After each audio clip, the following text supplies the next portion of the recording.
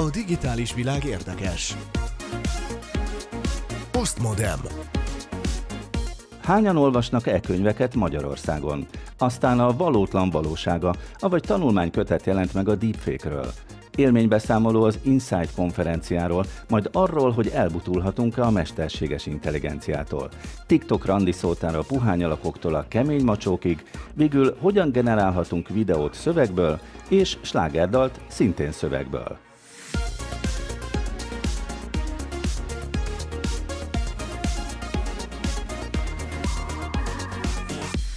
Kellemes rádiózást kívánok a szerkesztő Rész Betyár Gábor nevében.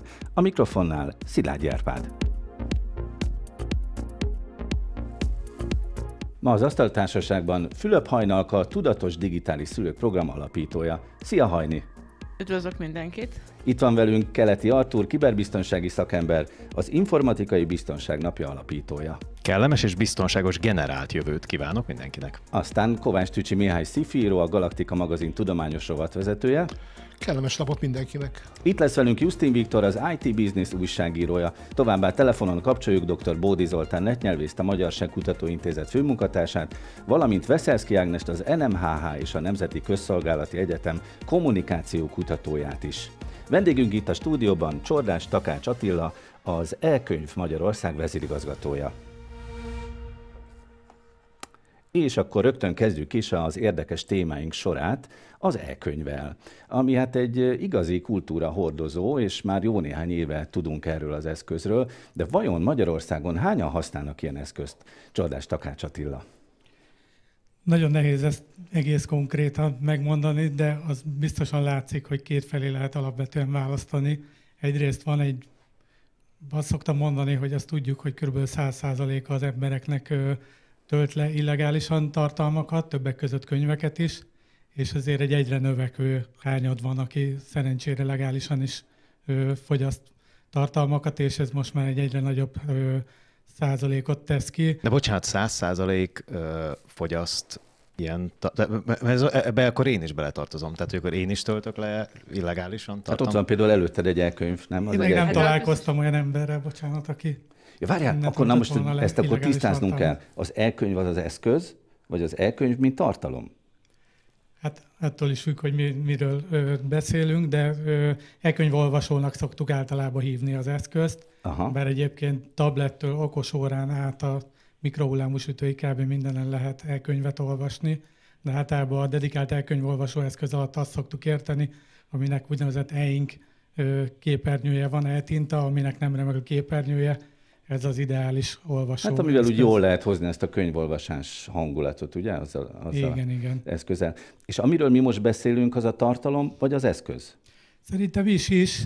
Tartalom, pontosabban az eszköz tekintetében, ami szerintem érdekesebb, és ami kapcsán is itt beszélgettünk, hogy egyre inkább az eszközökbe a kicsit ilyen prémium kategóriásabb háttérvilágítással, meg mindenféle egyéb kényelmi funkciókkal rendelkező e-inkes eszközöket veszik az emberek, ami szerintem annak is köszönhető, hogy ha már valaki rászánja magát egy ilyen eszközre, és nem mondjuk a telefonján olvas, ami kézenfekvő, és azért a legtöbben így teszik, akkor most már szerintem rájöttek, hogy érdemes egy értelmesebb eszközt, meg használhatóbb eszközt vásárolni, ami pedig a tartalmat illeti, ott pedig az megint egy másik kérdés, ott inkább szerintem demográfiai adatokról lehet beszélni, illetve ott jön elő inkább ez a legális-illegális letöltés. Figyelj Attila, én nagyon sokáig beszéltem az e-könyvekről, meg e-könyvolvasókról úgy, hogy hát ez pillanatok alatt átveszi majd a régi könyvek helyét, de ilyenkor mindig a főleg bölcsész képzettségű barátaim mondják, hogy hát ők nagyon szeretik a könyvnek az illatát. Kinyitni a könyvet, annak van egy szertartása, levenni a polcról, megszagolgatni, és ilyenkor mindig így mosolygok rá, mit te szagolgatod a könyvet? Tehát ezért jó a könyv, mert szagolgatod? Hát egyrészt ezért találták ki a könyvillatú sprét az e-könyvolvasókhoz. És komolyan? Tényleg? Igen, van ilyen. Másrészt, a fenébe ugrott a bizniszem. Épp most képzeltem el, hogy kódex illatú applikációt hozzá a könyvhöz, modern könyv, fél műanyag, fél papír. De ezt most mondd el, Attila, tényleg lehet kapni valami webáruházba a könyvillató Igen, sprayt? igen, van, aki És ez a mit kell befújni? A könyvolvasót, vagy az embert, igen, vagy a szobát? A könyvolvasót kell befújni. Igen, hogyha valaki ragaszkodik ehhez. De egyébként, aki ezt mondja, hogy ragaszkodik a könyv illatához, meg ezekhez a dolgokhoz, az valószínűleg még nem költözött több száz vagy több ezer könyvvel, mint én, mert azért annak is van egy szó szerinti súlya, hogyha az ember Hát meg ott már nem csak a könyvnek van illata, ennyi könyv elköltöztetése után, ugye? Igen. Úgyhogy azt is szoktam mondani, hogy mi helyet is árulunk a lakásba, azzal, hogy elektronikus könyveket árulunk, de ez biztos, hogy költözésnél is, meg nyaralásnál is mondjuk finoman szólva praktikusabb elektronikus könyvet olvasni. Na de most, hogyha ennek a könyv illata dolognak a komoly oldalát vesszük, ez egy ellenkezés is az emberekben. Én mindig úgy voltam ezzel, hogy ez nem egy komoly érv, hogy a könyv illata fontos. Nyilván nem azért olvas könyvet, mert szagolgatja, hanem azért, mert valamilyen kultúra, hangulat kapcsolódik ahhoz az eszközhöz, a régi könyvhöz. Erre te mit szoktál mondani? Én erre azt szoktam mondani, hogy nézzük meg a 10 parancsolatot, attól, hogy nem kőtáblán olvassuk, nem biztos, hogy elveszíti az érvényét. Tehát a hordozó nem biztos, hogy elsődleges. Szerintem a tartalom az, amire érdemes figyelni. Ez mennyire generációs probléma? Tehát az idősebbek, fiatalabbak arányában ez hogy néz ki? Hát ez a nagyon érdekesebb szerintem, hogy sokkal az előítéletben nem egyrészt az volt korábban, hogy férfiak fognak a kütyű rész miatt többen olvasni, másrészt meg a fiatalabbak, mivel ők a kütyüsebbek, és ehhez képest a valóság az, hogy 65%-ban nők olvasnak elektronikusan is, mint ahogy nyomtatott könyveket is nagyobb arányban olvasnak a hölgyek, illetve érdekes módon szinte minél idősebbek, annál többet olvasnak, de az olvasóknak a gerince azt mondhatjuk, hogy ilyen 35-45 év közötti korosztály adja, és utánuk se a fiatalabbak következnek, hanem a 45-55 meg az 55 év fölöttiek. Ennek valószínűleg egyébként az az oka, hogy mondjuk egy ilyen úgynevezett öregbetűs, picibetűs könyvet sokkal nehezebb egy idős olvasónak olvasnia, mint mondjuk elektronikusan, ahol bármekkorára olvasható, vagy állítható a könyvnek a betűmérete. Úgyhogy ilyen szempontból is valószínűleg az idősebbek könnyebb helyzetben vannak, hogyha elektronikusan olvasnak. Te, mint az E-könyv Magyarország vezérigazgatója, mit gondolsz erről? Mi lesz a jövőnk? Eltűnnek a hagyományos könyvek, és lesznek elektronikusak? A kettő egymás mellett él? Miképpen képzelhetjük ezt el? Hát szerintem ez már egy lejátszott meccs gyakorlatilag. Az látszik, hogy biztos, hogy nem fognak eltűnni. Ahol a legnagyobb a penetrációja ennek az Egyesült Államok, ott is ilyen 20%-ba konszolidálódott az e-könyveknek a forgalma, az látszik. És bizonyos könyvtípusok, mit tudom én, egy művészeti album, egy szakácskönyv, vagy egy útikönyv, elképzelhető, hogy applikáció formában meg fog jelenni, vagy valamelyest helyettesítheti a nyomtatott könyvet, de például az ajándék funkcióját soha nem fogja helyettesíteni egy elektronikus könyv, egy nyomtatott könyvnek, beszélek magam ellen, de ugyanakkor meg vannak olyan szituációk, tömegközlekedéstől a nyaraláson át a költözésig, amikor meg az elektronikus könyv az, ami mindenképpen előnyt élvezhet. De ott tényleg van egy kicsit ilyen műtárgy jellege egy ilyen szép nagy albumnak. Igen, nekem az jutott eszembe most hirtelen tovább gondolva a könyvillatot, hogy egy szakácskönyvhöz meg lehet adni egy egész készletet, nem, hogy mindent be lehet sprézni. Egyet lapozok, és akkor várjunk csak most a harmadikat. Csoki torta. Na, ez így kifutott a Lajos vízsprayt árulók, odaégett a tűzhelyre. Jó, de hát hogy ragadna az elkönyvolvasó a végén, amikor végiglapozol egy ilyen? Van szakács elkönyv olvasó spré eltávolító spré.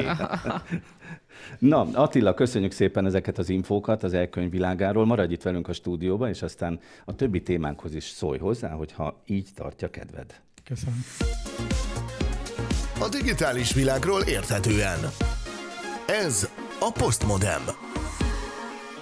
A napokban látott napvilágot, illetve került ki a könyvespolcokra egy vadonatúj könyv, ami amúgy az internetről szól, és azon belül is egyébként a deepfake nevezetű jelenségről, a mély hamisításról, ugye, ahogy magyarul mondják, és egy egész könyvet írtak Acél Petra és Beszeszki Ágnes egyetemi oktatók. Mi adta az ötletet, hogy egy egész könyv szülessen róla? Noha, Isten igazából már most elmondhatjuk, hogy a deepfake bár egy szó, de valójában rengeteg megközelítési módja van. Valóban 2023. augusztus végén jelent meg ez a kötet, amelynek a címe Deepfake, a valótlan valóság, és Acél Petra professzorasszonnyal szerkesztettük ezt a kötetet, de nem csupán ketten írtuk, hanem 14-szer szerzőnek a tanulmányait tartalmazza ez a kötet. A fő témái, egyrészt megnéztük ezt a deepfake jelenséget a kommunikáció oldaláról, másrészt megnéztük a kiberbiztonság oldaláról, hiszen nagyon fontos kiberbiztonsági vetületei is vannak a témának. Nagyon fontos, hogy ezt miképpen szabályozzák, úgyhogy jogi cikkeket is lehet találni, jogi tanulmányokat természetesen közérthető formában a kötetünkben.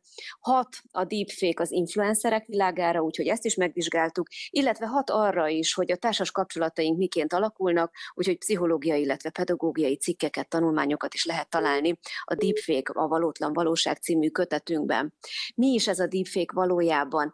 Ténylegesen ultrarealisztikus média manipulációt jelent, vagyis olyan képi, videós vagy hangzó tartalmat, amelyben a szereplőket, vagy a szereplők által mondott dolgokat digitálisan megváltoztatják. Ez a digitális változtatás általában a mesterséges intelligencia segítségével történik, és így módon lehetséges az, hogy ezek a változtatások nagyon élethűek, nagyon megtévesztőek tudnak lenni. Például így módon lehetséges az, hogy valakinek az arcát kicserélik egy videóban, és olyan dolgokat tehet ebben a videóban, vagy mondhat, amit egyébként a valóságban soha nem tenne, vagy soha nem mondana. Ez egy nagyon ijesztő jelenség lehet, hiszen belegondolhatunk abba, hogy egyetlen egy fotó is elég, amelyet leszednek például valamely közösségi média platformról rólunk, és beilleszthetik egy olyan videóba, amely számunkra kedvezőtlen lehet, olyan képet fest rólunk, ami mindenképpen rossz fényben tüntet fel minket. Úgyhogy ezért foglalkozunk ezzel a témakörrel. A deepfake-nek van hatása például a politikai kommunikációra, gondoljunk bele egy politikusnak, egy ország vezetőjének, az arcmását beillesztik egy olyan videóba, amelyben olyan dolgokat mond, amit a valóságban soha nem tenne. Hat természetesen a szórakoztatóiparra. Megtörtént már, hogy elhunyt színészeknek az arcát használták fel videóknak, filmeknek a készítéséhez, de hat például a hétköznapi életre is, hiszen a legtöbb esetben az ilyen típusú tartalmak pornó jellegű tartalmakban jelentek meg, és akár bosszúpornóként is megjelenhettek ezek a deepfake videók. Úgyhogy nagyon sok terület foglalkozik ezzel, és ezt foglaltuk össze ebben az egyedülálló kötetben, hiszen sem Magyarországon, sem tudomásunk szerint Európában nem jelent meg még ebben a témában egy ilyen összefoglaló kötet. Ez a kötet valójában a széles közönségnek szól, vagy azért megszólítja azokat a kutatókat is, akik ezeken a területeken kutatnak? Szándékunk szerint elsősorban a kutatókat szólítja meg, de nagyon közérthető módon vannak ezek a cikkek megfogalmazva, és azt reméljük, hogy a széles nagyközönséghez is elérnek ezek a tartalmak, hiszen minden nagyobb könyvesboltban kapható lesz a deepfake kötetünk, és bízunk benne, hogy sokan olyanok is bele tudnak lapozni ebbe a kötetbe, akik érdeklődnek az iránt, hogy miként tudják megvédeni magukat a káros médiatartalmaktól. Nekem valójában talán a pszichológiai vonatkozásai azok, amik igazán érdekesek. Én merem remélni, hogy az összes többi vonatkozás érdekes, hiszen kommunikációval foglalkozom, illetve fontos a jogi szabályozás, illetve a kiberbiztonsági vonal. Egyik tényezőt sem lehet itt ebben az esetben kiküszöbölni. Én a Shrek következő részével kapcsolatban olvastam azt a szomorú hírt, hogyha lesz még újabb része a Shrek történeteinek, akkor abban már nem szólhat meg ezt a sikáról, hát kivéve, ha egyébként a deepfake segítségével esetleg megszólaltassuk. Ez azért ilyen nem teljesen eldönthető kérdés, természetesen a hozzátartozóknak a véleménye számít leginkább. És ők nem is engedélyezték egyébként. És ők nem is engedélyezték, igen. De ha mondjuk megkérdeznék egy átlagfilm nézőt és hallgatót, most ugye ebből a szempontból, én éltem, haltam a Gesztesi Károlyért, és nagyon sajnálnám. Ennek nyilvánvalóan jogi vonatkozásai vannak, etikai vonatkozásai vannak, és pszichológiai vonatkozásai is vannak. Azért abba is bele kell gondolni, hogy nyilvánvalóan a színész a mi számunkra, közönség számára közszereplő, de a színész a másik oldalon ember, akinek családja van, és nem biztos, hogy a családtagok szeretnék egy digitális technológiával felélesztett hangon hallgatni sajnálatos módon elhunyt színésznek a hangját. Tehát, hogy itt azért ez egy nagyon sokrétű kérdés, amiben bele kell gondolni, és nem lehet csupán a közönségnek az akaratát teljesíteni ebben az esetben. Veszelszky Ágnessel szerkesztőnk Rész Betyár Gábor beszélgetett. A digitális világ érdekes. Postmodern. A múlt heti műsorunkban már említést tettünk arról, hogy Justin Viktor, az Asztaltársaságunk tagja, immár az IT Business Lab újságírója, munkatársa, és minőségében is részt vett az Insight 2023 rendezvényen, ami az IT Business rendezvénye volt, és ahogy tudom tőled, Viktor, ez a mesterséges intelligenciáról nagyon erősen szólt ez a rendezvény. Nekem rögtön az alcíme nagyon tetszett, hogy a jövő megbízhatatlan. Milyen értelemben megbízhatatlan? Nem bízhatunk benne, nem tudjuk, hogy mi lesz a jövő, vagy pedig furcsa dolgokat csinál, és ezért nem bízunk benne. Hát talán ez mind egyszerre igaz. Ez közhelyes lesz, de az egész mesterséges intelligencia jelenség, meg az általa felgyorsított minden egyéb technológiai szektor exponenciális sebességbe kapcsolt a világ gyakorlatilag márciusban.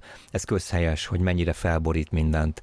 Az Insight 2023 ez egy business-to-business konferencia volt, szeptember 5-én, ahol egy egész napot beszélgettek erről az iparág szakemberei és vezetői, és hát kezdhetnénk onnan, hogy a megváltozott politikai környezet, ugye soha nem látott léptékű háború dúl, az ellátási láncok nyögik még mindig a Covid-nak a hatásai, tehát több válság akkumulálódott, egy ilyen multi-válság környezet van a Covid, ugye az azt követő újjáépítésnek a döcögése, az elinflálódó gazdasági környezet, bár azt már nagyjából kezdi megoldani például az Európai Unió, de ott van mellette a háború, és hát kiszámíthatatlan a gazdasági környezet és a gazdasági jövő pusztán csak ezek miatt is, és ennek a tetejébe erre ült rá a generatív mesterséges intelligencia. És ennek a fejlődési tempójára egyébként tett megjegyzést Szertics Gergely, azt onnan tudom, hogy írtad a cikkedben, ott olvastam, nem ahhoz kell igazodnunk, hogy mi mindent tud már a mesterséges intelligencia, hanem a fejlődés tempójához kell igazodni.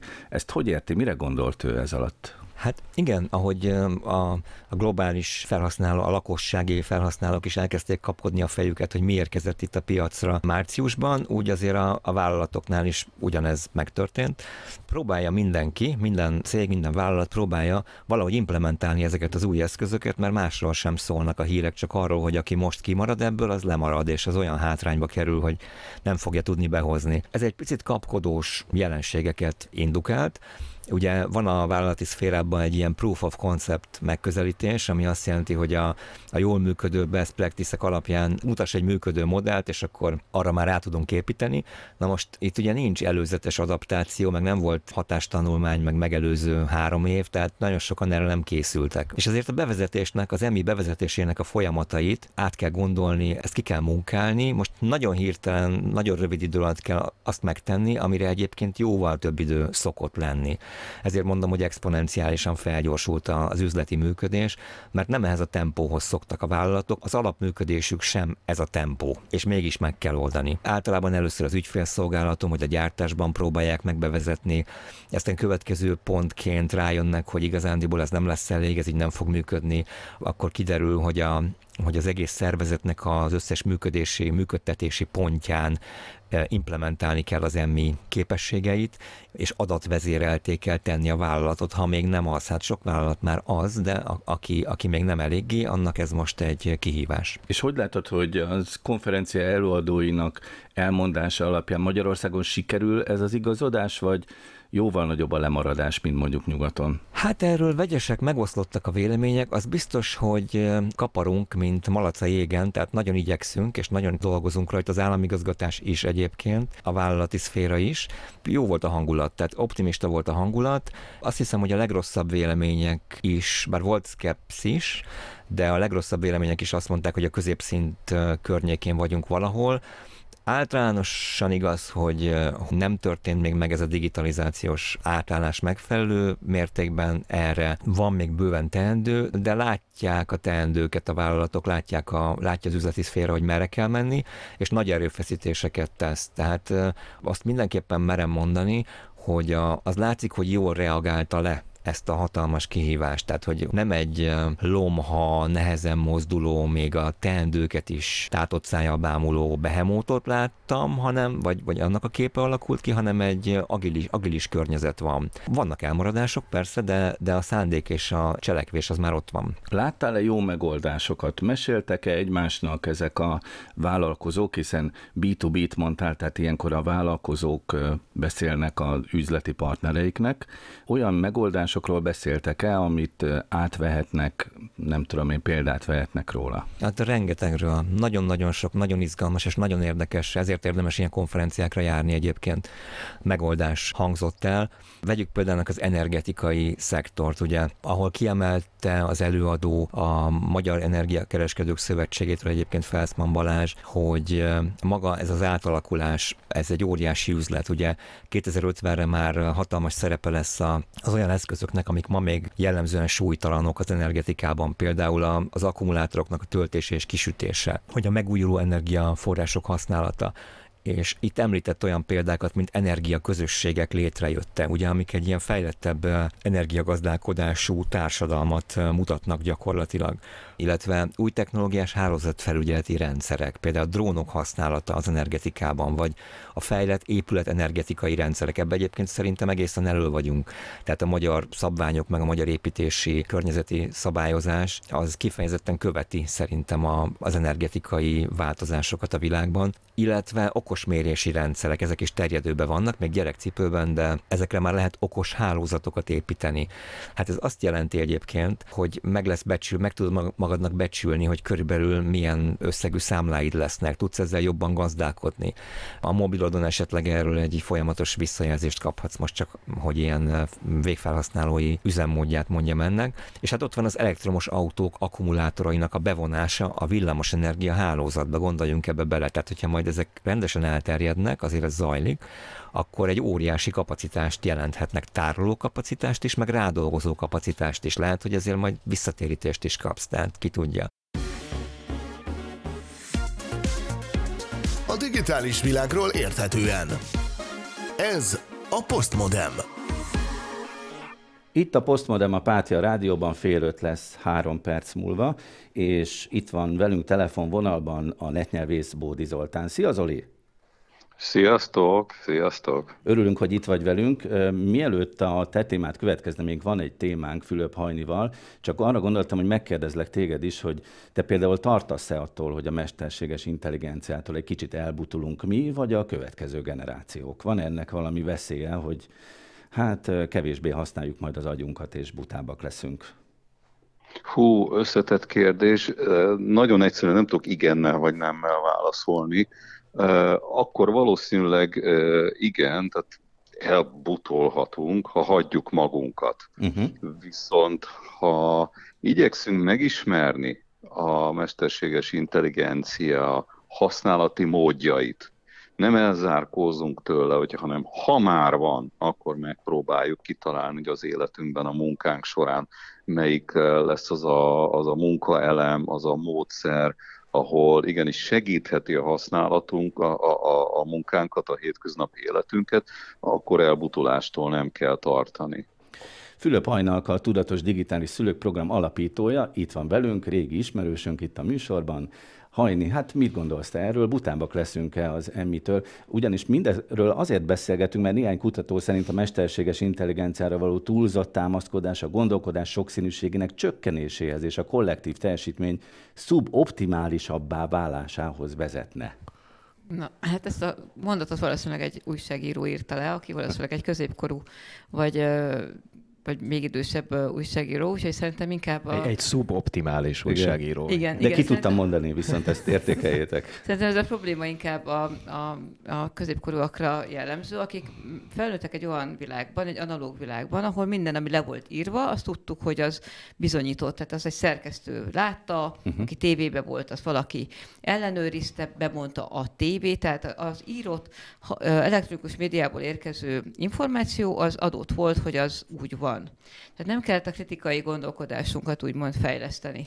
És erről most van egy generáció, a mai gyerekek, a Z generációs, tehát a mai tizenévesek, meg fiatal felnőttek is, már abban nőnek fel, hogy amit a média áraszt, az nem biztos, hogy igaz. Ők már tapasztalták, hogy akár a videójátékban is botok vannak, akár a hírek is lehetnek álhírek, az Instagramra mindenki kitalált tartalmakat, vagy kicsit megszűrt, módosított tartalmakat tölt fel, tehát ők látják azt, hogy ami a képernyőkön van, ami írott, olvasott információ, az nem biztos, hogy igaz. Én nagyon bízom abban, hogy a most felnövő fiatal generáció sokkal tudatosabb ebben, és nem csak, hogy nem elbutul, hanem hogy pontosan minden, na nézzünk csak utána, nézzünk egy kicsit mögé. Nem biztos, hogy ez így van. Na jó, de várjál, hogy te most a médiának a tekintélyének a relatív csökkenését igen, és a mesterséges intelligenciát ezt a médiában kapjuk meg, tehát a médián keresztül jön, az nem egy híreket, de ezt használjuk is egy idő után. Tehát, hogyha használjuk, és ugye ez már fölmerült mondjuk a Google keresővel is, hogyha minden ott van előttünk, minden egyes kikeresett információ ott van előttünk, és nem kell a könyvtárba elmenni, hosszú lexikonokat végigböngészni ahhoz, hogy megtaláljunk egy információt, hanem minden ott van nekünk, akkor ez egy ellustuláshoz vezethet, nem? Én pont ezt gondolom, a gyerekeket és a fiatalokat látva, hogy ők nem elégednek meg egy forrással, hanem utána néznek. Nagyon gyorsan váltanak, hogyha egy információ nem, lehet, hogy nem mennek mélyre, és nem néznek utána úgy, mint egy lexikonban mi az analóg gondolkodásunkkal, de ahogy valami érződik, hogy nem oké, akkor már mennek egy másik irányba. Tehát nagyon gyorsan tudnak váltani, és adaptívan gondolkodnak, adaptívan alkalmazkodnak a helyzethez. De egyébként most ezzel nagyon meglepsz, Hajni. Tehát, hogy a gyerekek már ezzel az egészséges szkepszissel viszonyulnak a forrásokhoz. Igen, én ezt nagyon kutatásokat is láttam már erről, illetve a mindennapi tapasztalataim is ezt sugallják. Illetve még egyet szeretnék kiemelni, hogy Zoltán mondta, hogy meg kell ismernünk ezeket a rendszereket, nagyon igaz, tehát ismernünk, hogy működnek, hogy hogyan generálják, hogy működik egy nyelvi modell, hogy tanítják föl, hogy miből tanul az a mesterséges intelligencia, ezt is kell tudnunk, meg az, hogy mi hogy gondolkodunk, tehát a mai fiatalok, meg nem csak a fiatalok, most már egyre több ember kap önreflexív visszajelzést arra, hogy hogyan átverhető, hogy milyen kognitív torzításaink vannak, hogy miért hiszünk ezt valamit el valakinek, aki egy öltönyös ember, vagy akit egy stúdióban látunk, vagy akinek írják a nevét. Tehát, hogy mennyi minden van, amitől átvernek minket, és ezeket a saját magunkban is így kritikusan kezdünk gondolkodni. Figyelj, Hajni, szerintem azért jó most, hogy Zolit már bekapcsoltam, hogy meg is tudjuk őt kérdezni erről, mert Bódi Zoltán egyébként aktív tanárember, tehát ő találkozik, hát nem a tínédzserekkel, tehát nem az ilyen középiskolás korú fiatalokkal, hanem inkább már a felsőoktatásban. Zoli, te tapasztalod ezt a fajta szkepszist az ifjú generációkban? Tehát, hogy akár több forrásból is utána néznek valaminek? Pontosan erre van a felsőoktatás, hogy ennek a módszertanát, a technikáját beépítse a hallgatóknak a mindennapi szakmai gyakorlatába. Tehát ez a mi dolgunk. Hogy kialakítsátok ezt a szemléletet, ugye? Igen, és már nem csak a szemléletet, hanem az adott szakterületen, amit a hallgató tanulmányoz az egyetemen, az adott szakterületen a kötelező eljárási módokat, forráskutatási, forráskritikai eljárásokat készségszinten sajátítsa el a hallgató. És éppen ezért nem félek a mesterséges intelligencia napi életben, akár a szakmai életben való megjelenésétől, mert ha a szakember a szakmai szabályokat jól tudja, akkor pontosan fogja tudni, hogy milyen munka mozzanatba tudja beépíteni a mesterséges intelligencia által generált szövegeket vagy szövegrészleteket. Hadd mondjak egy példát, hogyha egy hallgatónak az a dolga, hogy egy nagyobb tanulmányból készítsen egy összefoglalót, és azt 10 perc alatt mondja el a szemináriumi csoportba, vitát generálva, akkor nem probléma, ha a mesterséges intelligenciát, a segítségét felhasználja az összefoglalásra. De hogy mellette nyilván a forrástanulmányt el kell olvasnia, és össze kell vetnie az ő összefoglalásával, vagy ötleteivel, az egész nyilvánvaló és egész biztos. Persze mindig van megúszásra játszás, tehát megcsináltatom a rendszerre, aztán nem foglalkozom az egésszel, de hadd ne mondjam, hogy egy komoly szakmai környezetben egy pillanat alatt kiderül, hogy valaki nem ismeri a forrásanyagot, és csak a mesterséges intelligencia által generált összefoglalót olvassa fel. És ez nem csak az egyetemi órákra érvényes, hanem nyilvánvalóan a szakmai életben is. Tehát egy üzleti tárgyalást nem lehet így megnyerni. Viszont ha segítünk magunkon, akkor lehet, hogy ügyesebbek leszünk és eredményesebbek. A fiatalokról beszéltünk eddig, de Hajni, van itt előttem egy adat a forgatókönyvünkben, hogy egy másik kutatásból az derül ki, hogy az 50 és 65 év közötti egyének mérsékelt és rendszeres internet használata a demencia alacsonyabb kockázatával jár együtt. Hát akkor ezt érdemes népszerűsíteni, ezt a Pontosan, szerintem minden, ami a kognitív képességeinket edzi, tehát a memóriánkat, a figyelmünket, a beszédkészségünket, az mindenképpen jót tesz, és ráadásul, hogy ezeket általában társas környezetben alkalmazzuk, jó esetben nem magában olvas meg, magát hallgatja az ember, hanem társaságban teszi ezt, és ez mindenképpen segíti a fejlődésünket. Még annyit akartam mondani az előbbihez, hogy mindenképpen az oktatásnak, meg a mindennapi érintkezésnek a változását is fogja hozni ez a sok technológiai, nyelvi beáramlás, hisz nem lehet majd csak egy szöveges dokumentumból eldönteni valakinek a tudását, hanem akár a felsőoktatásban, a középfokú alapképzésben is különböző modalitásokat kell behozni. Tehát a gyerekeknek olyan feladatok kell adni, hogy gyűjtsenek össze, figyeljenek meg dolgokat, érveljenek, hozzanak saját megfigyeléseket. Tehát ne csak írjanak egy dolgozatot, vagy töltsenek ki egy kvízt. Ez meg fog változni, és mindennapi életünk sem arról szól, felnőtt életünk, hogy kimondunk, leírunk dolgokat, amiket megtanultunk, hanem aktívan használjuk a mindennapjainkban. Én szerintem ez az életszerűség fog bejönni. Köszönjük szépen, és akkor most pallérozzuk az elménket egy kicsit az infószótárral. A digitális világ érdekes. Postmodem. Itt van velünk ugyanis továbbra is a netnyelvész Bódi Zoltán, Magyar Segkutatóintézet főmunkatársa. TikTok randi szótára múlt héten indítottuk a kis sorozatodat, és ezúttal nekem az jelent meg az alcímből, hogy minthogyha egy ilyen rejtőjenő regénybe csöppennénk bele, puhány alakoktól a kemény macsókig. Igen, ez jó. Tetszik nekem ez a kontextus nagyon is. Szeretette is rejtőjenőt ezek szerint. Nagyon. Sok kifejezés jön onnan egyébként azokból a regényekből. Ja, nem is gondolnánk egyébként. És hát nyilván rejtő maga is nagyon sokat táplálkozott a korabeli kötetlen nyelv, pesti nyelv használat, a pesti nyelvből, a szlengből, amelynek egyébként nagyon nagy része természetesen idegen eredetű volt, nagyon sok jiddisz, meg egyéb nyelvi beáramlás volt. Mint ahogy de bocs, még egyet hadd szúrjak ide be, hogy milyen jó lenne, hogyha rejtőjenő ma is élne velünk, és megismerkedhetne ezzel a mesterséges intelligencia világgal, nem? Ó, Istenem, hát rettenetesen hiányzik. Létre kellene hozni egy olyan mesterséges intelligenciát, ami rejtőjenőnek a stílusában tudna szöveget létrehozni. Ez megcsinálhatod, szerintem feltaníthatsz egy nyelvi modellt a rejtő összessel. Na, beszéljünk arról, ami a puhány alakoktól a kemény macsókig tart. Miről van szó, Zoli? No, tehát ugye azzal foglalkozunk az utóbbi hetekben, hogy az a kifejezés készlettel foglalkozunk az utóbbi hetekben, amelyik az internetes ismerkedési oldalakon alakult ki. Ugye mivel netről beszélünk, ez egy többnyelvű és hát globális környezet. Az emberek nyilvánvalóan a saját környezetükben élőkkel szeretnének ismerkedni, de maga a felület, maga a platform az globális, és épp ezért az ott megjelenő sajátos kifejezések is, amelyek a kapcsolatok típusaira vonatkoznak, vagy lehetőségeire, ezek a kifejezések is globálisak, tehát főként ugye angol eredetűek. És az a néhány kifejezés, amikről most fogok beszélni, azok közül egy sem terjedt el az általános magyar nyelv használatban.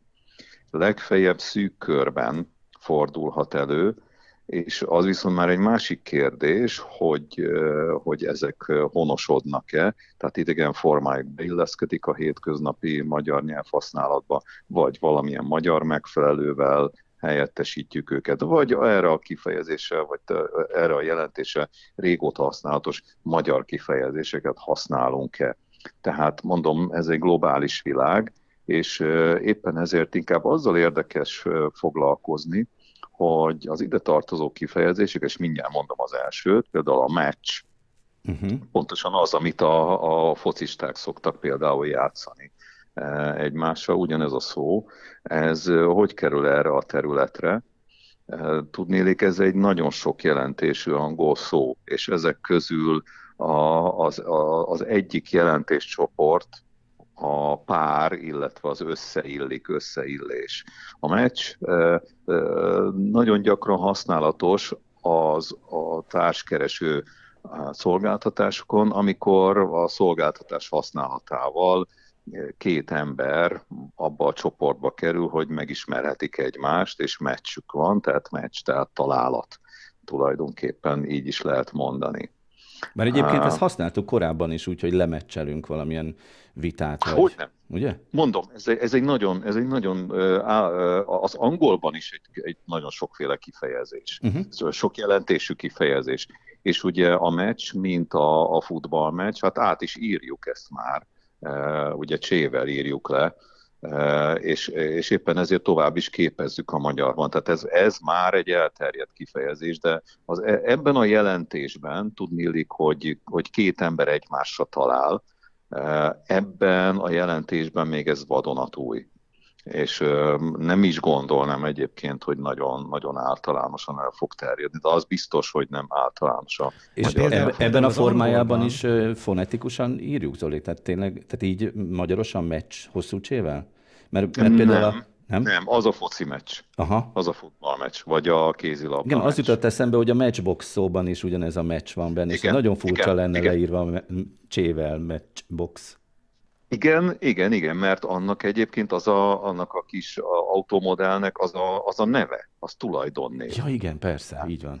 De az természetes egyébként, hogy az a tulajdonnév is származik valamiből, mint mondom, ez egy nagyon sok kifejezésű, sok jelentésű kifejezés. Tehát például jelenti a gyufát, a matchbox, az a gyufás doboz. A gyufás doboz méretű automodellnek. Tehát mondom, hogy sok mindent jelent ez, de például jelenti azt is, hogy pár, illetve összeillik. Például az angolban a matchmaker, az ugye a házasság közvetítő egyébként. Egy nagyon jó szó ez a match csináló tulajdonképpen. Kerítő. Ha valaki, kerítő, nem? Nem, házasság közvetítő. Egyébként ha valaki például egy nagyon szép verzióját ennek akarja hallani, akkor a Hegedűs a háztetőben például elhangzik egy dalban az, hogy matchmaker, make me a match. Tehát, hogy csinálj nekem egy házasságot, hozz össze valakivel. Aha. Igen, mert ugye ez jelenti azt is, hogy összeillik. A meccs az összeillés jelentését is. Tehát két összeillő ember. De ebben az a furcsa, Zoli, hogy akkor a TikTokon meg a hasonló rendszereken a fiatalok esetében, akinek angol az anyanyelve, az teljesen természetesen használja mondjuk a meccs szót, de a magyar fiatalok számára meg mindig új kifejezésként jön be. Igen, mondom, tehát ez egy globális felület. És annak ellenére, hogy nyilván a magyar emberek magyarul kommunikálnak hát egymással, megkeresik a kapcsolatukat. Ennek ellenére a nyelvi közeg az globális. Ha lépünk egyet tovább, a green flag, vagyis a zöld zászló. Na magyarosan, magyar formájában lefordítva, ez már mindenki számára ismerős. Nyilván zöld zászlót kapott, vagy piros zászlót kapott valami, tehát zöld zászló, akkor ugye az valami lehetőség az előre haladásra. Ugye egy kapcsolatnál a zöld zászló, el tudom képzelni, hogy szintén valamilyen alkalmazásnak egy bizonyos jelölője, hogy zöld zászlókat rakunk valakinek a neve mellé, vagy pirosat, a pirosokon nyilván az nem jön be, a zöld zászló az pedig egy ilyen lehetőség. Szabad jelzés? Szabad vagyok és szimpatikus, tehát a lehetőség van a kapcsolat előre haladására.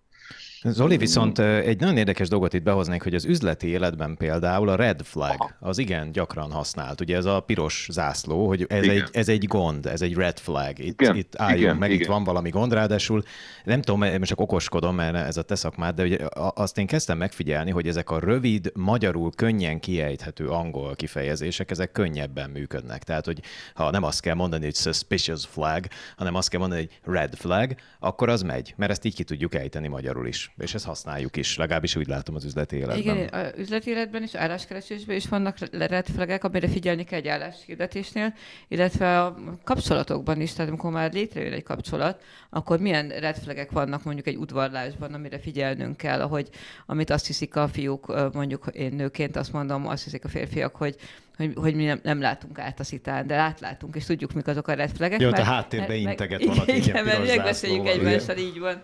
Igen, és szóval ezek szerintem igen, teljesen átmennek, és én már tartottam így tréninget, hogy a fiataloknak, hogy red flagek az álláskeresésben, és nem kellett magyarázni, teljesen egyértelmű volt, hogy miről lesz. Mint hogy ennek az ellentéte, amiről ugye én most beszélek, a green flag, vagyis a zöld zászló, akkor ennek pont az ellenkezőjét jelenti, tehát a szabad lehetőséget.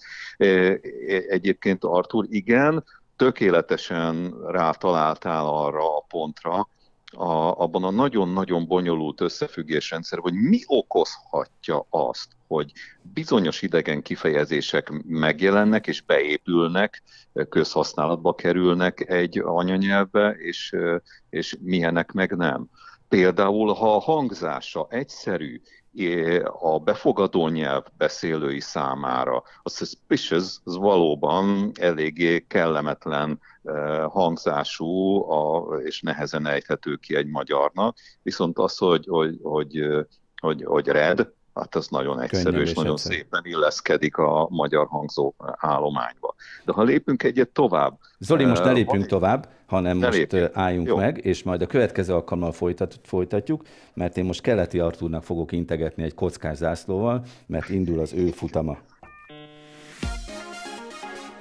Postmodern. Runway, ez is kicsit kapcsolódhatna ide, hogyha lefordítanánk szó szerint, ugye, futás, út. Kifutó. Hát nem tudom, attól függ, sokféleképpen. Ott, ahol a Forma 1-es autók elindulnak, és a kockás zászlóval integetnek. Hát igen, gyerünk, így értetted, így már értem, világos. Hát meg, hogy a zászlóhoz kapcsolódjunk. Szóval, és nekem még az jutott eszembe, hogy gyermekkoromban elképzeltem azt, hogy hogyan viszonyulnak a szüleink ahhoz, hogy miképpen működnek ezek a technikai eszközök, és hallottam ilyeneket nagyszüleinktől, hogy hát ők azt sem értik, hogy a rádiókészülékből hogy beszélhetnek az emberek, hogy kerülnek oda bele.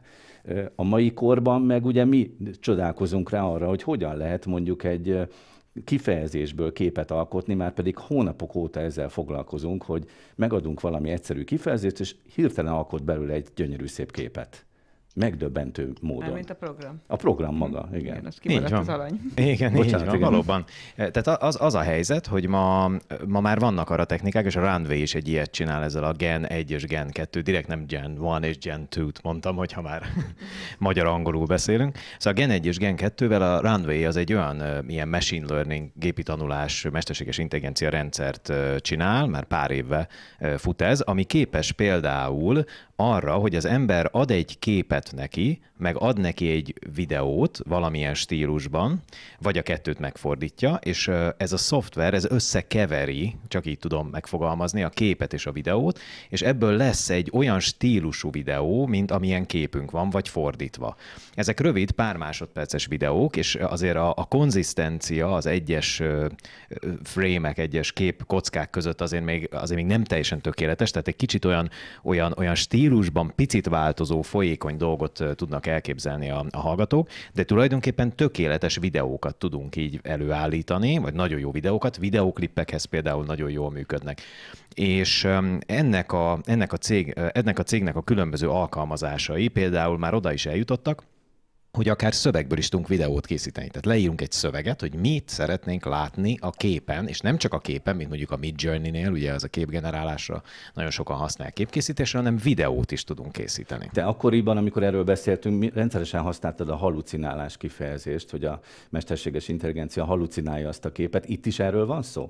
Igen, a halucinációt kicsit máshogy szoktuk használni, inkább úgy használjuk, hogy valami olyat képzel el, amit mi nem mondtunk neki. Na, az itt is előfordul, tehát amikor az ember készíti ezeket a képeket, akkor előfordul, hogy egészen furcsa dolog keletkezik, nem is az, amit kértünk tőle, de ez egyre ritkább, és egyre jobban, egyre profiban írják le a dolgot. Na most ez az is hozzátartozik, hogy ha már van egy képünk, akkor azt is tudjuk manipulálni. De nagyon érdekesen tudjuk manipulálni, nem úgy, mint a Photoshopban, vagy valami egyéb képszerkesztő alkalmazásban, hanem azt is meg tudjuk mondani az alkalmazásnak, van egy egy ilyen úgynevezett fejlett rendezői képessége, hogy a már kész fotóban mi szeretnénk egy kicsit mászkálni, előre menni, változtatni egy pozíciót, szöget valamilyen formában, vagy esetleg megváltoztatni más paraméterét a képnek, úgyhogy ebből akár mozgást is elő tudunk állítani. Mondjuk lefotóztunk egy nagyon szép tájat, és azt szeretnénk, hogy ezen a tájon a kamera mozogjon előre, hátra, egy kicsit jobbra-balra, persze nem vadul, tehát nem egy másik városba elsuhan hirtelen, hanem csak egy kicsit megmozgatjuk, és erre képes most már a rendszer, ezt most mutatták be. És hogyha ezeket egymás mögé... Tehát azt te mondod neki, hogy szépen lassan menjen a kamera? Aha. Van egy képem, berakom, és azt mondom, hogy csinálj vele most valamit. Csak hogy mondjak egy nagyon jellemző pillanatot, most szervezzük az Informatikai Biztonság napján, és ott például nekünk van egy úgynevezett key visualünk, egy képünk, ami már készen van. És ebből kellene valahogy meg kellene animálni, ugye mozgatni kellene a képet, és az a stúdió, aki ezzel foglalkozik, meg csinálja, az azt mondta nekem, hogy ők egy ilyet képzeltek el, én meg visszaküldtem nekik egy másikat, hogy én meg egy ilyet képzeltem el, ami egy pár másodperces animáció, szinte tökéletes minőségben, tehát ehhez bárki hozzáférhet, pár dollár előfizetésért már használhatja. És te már akkor ezzel a rendszerrel készítetted a saját változatodat? Igen, én már ezzel csináltam, és egy pár másodperc alatt vissza is tudtam nekik küldeni, hogy én így képzeltem el. Tehát most már olyan szinten van ez a minőség, hogy bárki tud vele akár teljes filmet csinálni, amire példa is volt. És ez egy nagyon érdekes dolgot eredményez. Az 1000 mérföld című kisfilmet, ez egy 10 perces film, nem olyan régen készítette el egy rendező, Milán Kucsuk, ha jól ejtem a nevét, és az az érdekessége ennek a rövidfilmnek, hogy ez egy asztronautának az életét írja le, jövőben, sci-fi, és miközben hallgatjuk őt, ahogy gyakorlatilag narrálja a saját történetét, aközben képeket is láthatunk, videóképeket.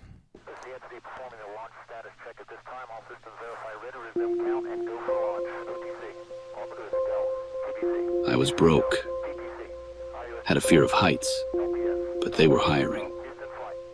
And that's why I'm up here. Őt halljuk? Igen, ő az, aki most éppen a saját életét narrálja, elmagyarázza, hogy mi történik vele, és ami érdekessége ennek a filmnek, hogy ez egy 10 perces rövid film, és aki készítette a rendező, az 2023. június 15-én kezdte először használni a szoftvert. Június 30-án elkészítette az első részét, az egy 2 perces rövidfilm volt, július 14-én a következőt, és szeptemberben pedig már díjakat is nyert ezzel a 10 perces verzióval, ami egy nagyon szép, kellemes film, gyönyörű képekkel, űrbeli jelenetekkel, miközben ezt a hangot halljuk, ahogy elmeséli a saját szemszögéből az illető a dolgokat. Csak szövegesen generálta ezt, csak szöveggel. Szövegekkel és képekkel, de úgy, hogy a képeket is generálta, és aztán elmagyarázta a rendszernek, hogy mit szeretne látni, és ezeket szépen összefűzte. Nem forgatott, tehát nem ment. Semmit. Zéró kamera, otthon ült és nyomogatta a gombokat. És te is, amit visszaküldtél az ITBN szervezésre, azt te is szöveggel generáltad. Így van, csak szöveggel. Hát nem, a képet betettem, és megmondtam, hogy mi történjen. Kép plusz szöveg. Így van. Azt, hogy elmondtad most a dátumokat, arra jó példa, hogy gyorsan megtanulta, vagy gyorsan működik a rendszer? Egy rendező, úgyhogy nincsen se stábja, se senki, ül a gépe előtt, és egy szoftvernek utasításokat ad, és ebből film lesz, amivel még nyer is egy fesztiválon. Mindez fél év alatt. Hetek vagy fél év alatt, hónapok alatt, egészen megdöbbentő, és még ráadásul azt is hozzá kell tenni, hogy bizony ezekkel a rendszerekkel nyilván nem csak ilyeneket tudunk készíteni, hanem videóklippeket is, bármi egyebet, sőt, most már egyre inkább hangot is tud majd ehhez generálni. Egyiket a Runway-nek van egy hangkészítő része is, csak abban már nem akartam nagyon mélyen belemenni. Tehát látszik az, hogy gyakorlatilag szinte bármit meg tudunk már képekkel, videókkal csinálni, komoly művészeti, kulturális értékű alkotásokat elkészíteni. És deepfake-eket is. Hát természetesen azt is nyilván. A digitális világról érthetően. Ez a Postmodem. Következik műsorunk oszlopos tagja, Kovács Tücsi Mihály sci-fi író, aki ezúttal egy hírcsokorral készült, mégpedig a Spotify házatájáról került ide néhány információ. Igen. Nemrégiben fölmerült a Spotify-a kapcsolatban egy jellemzőból egy bankár, egy bank területen foglalkozó szakember mondta, hogy ha valaki megcsinálja azt, hogy fölrak egy zenét, és azt egy 30 másodperces blogban meghallgatja saját magát, majd beállítja a telefonját, hogy ezt a blokkot hallgassa 24 órán keresztül, akkor ezzel egy hónap alatt $1200 tud keresni. Hogyan? Hát a jogdíjak alapján, hogy ez a 30 másodperces meghallgatásonként jár neki a jogdíj, akkor ahányszor 30 másodperc, annyiszor jogdíj, és a végén ebből $1200. Úgyhogy ebből egy olyan hype lett ebből a hírből, hogy erre még maga Daniel Ek, a Spotify vezérigazgatója is reagált, hogy először viccesen azt mondta, hogy hát hogyha ez igaz lenne, akkor saját magamat hallgatnám 30 másodperces blogban 24 órán keresztül, de azzal magyarázta, hogy nem, ők általában lemezkiadókkal, egyebekkel vannak szerződésben, ők kezelik magukat, a felhasználókat, és a szerződés alapján fizetnek. Ebben azért nem tért ki arra, hogy mégis milyen alapon számolják ki a jogdíjakat. Tehát el tudom képzelni, hogy elméletileg ez a módszer működött volna egészen egyetlen napig. Tehát mint a klasszikus $1 millió képernyő, amit egyszer lehetett megcsinálni poénként, hogy ez így működött, de most már biztos, hogy leszólt a szó. Mielőtt tette ezt a nyilatkozatot, leszólt a szoftverfejlesztőknek, hogy na, azonnal belerakni azt a parancsorba.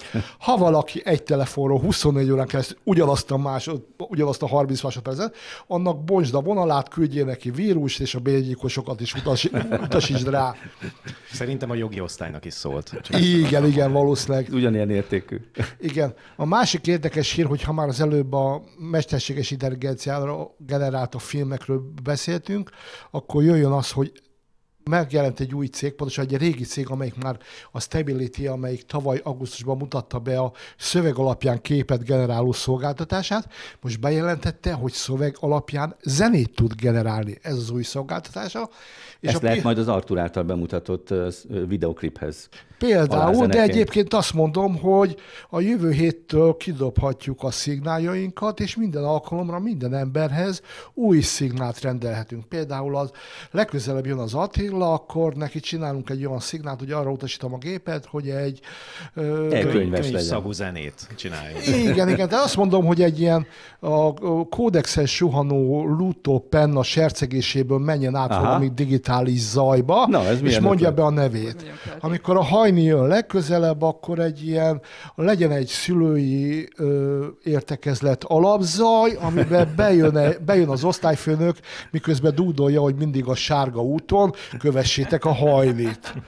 Artur esetében hát valami olyat tudnék elképzelni, hogy valamilyen sejtelmely zene, ilyen titkosszolgálatosok beszélnek rádión egymással. Igen. És a hacker a billentyűzeten kopog. Igen, miközben valaki megszólal az indiai távoli szakértők akcentusában bejelentve a nevét. Hát az én esetemben pedig mit tudom én, a táncos komikus az utcán kéreget jellegű szignálra gondoltam. És végül egy harmadik témában térjünk vissza a Spotify-ra. Valaki 2014-ben felvetette azt a kérdést, hogy oké, egy csomó mindent hallgatunk a Spotify-on, de mi van azokkal a zenékkel, akit senki nem hallgat? És erre valamilyen módon rákeresett, és kiderült, hogy millió számra vannak olyan zenék, amit valaki megcsinált, fölrakta, és hát úgy gondolom a tulajdonosság kívül soha a kutya se hallgatta meg.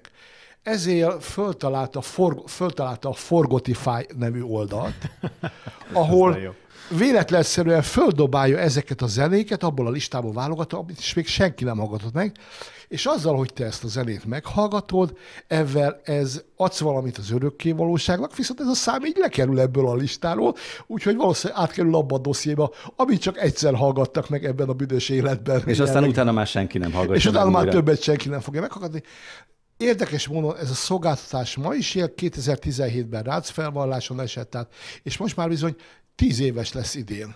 És még mindig működik, úgyhogy tegnap előtt én is belehallgattam, hogy néhány számot átadjak én is az örökkévalóságnak. És volt benne jó? Hát figyelj, én elgondolkoztam azon, hogyha kém lennék, hogy visszatérjek a biztonsági kérdésre. Lehet, hogy a legegyszerűbb az lenne, hogyha úgy szeretnék adatot elrejteni, hogy a büdös életben senki nem találja fel, akkor valami zongorakampírozás közben így ráénekelném, hogy üzenem a főnöknek, hogy ha bérgyilkost felfogadtam, a kábítószer kedd délután énekel, és ezt a büdös életben senki nem fogja megtalálni rajta kívül.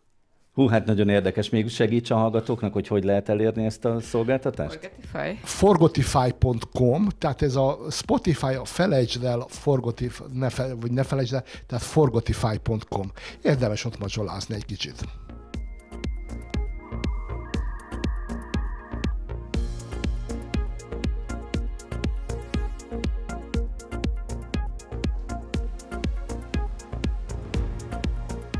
Eddig tartott a mai Postmodern. Köszönöm a részvételt Fülöp Hajnalkának, dr. Bódi Zoltánnak, Justin Viktornak, Keleti Artúrnak, Kovács Tücsi Mihálynak, vendégünknek, Csordás Takács Attilának és a pozsonyi hangmester kollégának, Kubányi Péternek. Jelentkezünk pontosan egy hét múlva.